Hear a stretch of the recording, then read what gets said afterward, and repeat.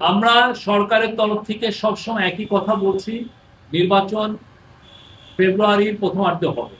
আমাদের সরকার বলছে, এবং আমরা যখন গ্রামে বা বিভিন্ন ডিস্ট্রিক্ট টাউনে যাই আমরা দেখেছি সেখানেও নির্বাচনের জোয়ার বইছে। কিন্তু সমস্যা হয়েছে যে কিছু কিছু আহ, আহ, তথাকথিত কমেন্টেটর যারা ইউটিউবে বা বিভিন্ন টিভিতে বসে এই কনফিউশন গুলো ছড়িয়েছে। হ্যাঁ, তাদের মধ্যে তথাকথিত কিছু সিনিয়র সাংবাদিকও আছেন। তারা প্রতি মুহূর্তে এই কথাটা, এতে হয়তোবা আমরা দেখেছি যে এতে ওনারা হয়তো কিছু এক্সট্রা কিছু ভিউ পাচ্ছিলেন সেই, কিন্তু আমরা কিন্তু প্রথম থেকেই বলছি নির্বাচন ফেব্রুয়ারির প্রথমার্ধে হবে, এবং এই বিষয়ে চিফ অ্যাডভাইজার সবাইকে প্রস্তুতি গ্রহণের কথা বলেছেন। আপনি দেখেছেন যে সব ধরনের প্রস্তুতি এই গভর্নমেন্ট নিচ্ছে। আজকে উনি সারা বাংলাদেশের যত ইউএনও আছে তাদেরকে উদ্দেশ্যে উনি অ্যাড্রেস করেছেন।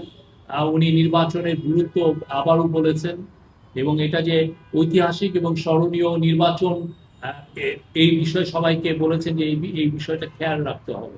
অনেক জায়গায় প্রচারণা দেখছি মানুষের মধ্যে অনেক অনেক বেশি অ্যাওয়ারনেস, মানুষ জানতে পারছে আসলে হা না ভোটটা কি। এটা যে একটা প্যাকেজের মধ্যে আপনি যেটা প্যাকেজটাকে হা বলছেন, আর যেটা আপনি যদি না নিয়ে এটাকে প্যাকেজটা যদি না নিচ্ছেন তাহলে না নিচ্ছেন, এটা আমরা অনেকে, আমি নিজে চায়ের টেবিলের আড্ডায় যে আমি গত শুক্রবার মাগুরায় গিয়েছিলাম দেখেছি এটা নিয়ে ডিসকাশন হতে।